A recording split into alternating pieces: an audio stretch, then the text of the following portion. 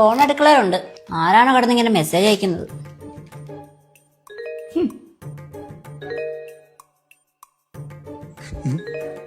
ഞാൻ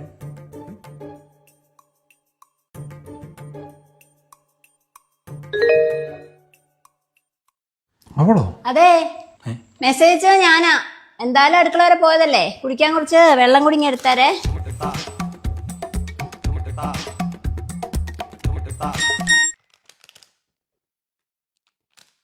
കേട്ടണോ? എടി, ഞാനും അവളും കൂടെ ഹാളിലിരിക്കുകയായിരുന്നു. തന്നെ പിന്നെ മെസ്സേജിന്റെ ടോൺ വന്നപ്പോ ഇനി നീ ആ മെസ്സേജ് അയക്കുന്നോർത്ത് ഞാൻ പേടിച്ചു പോയി.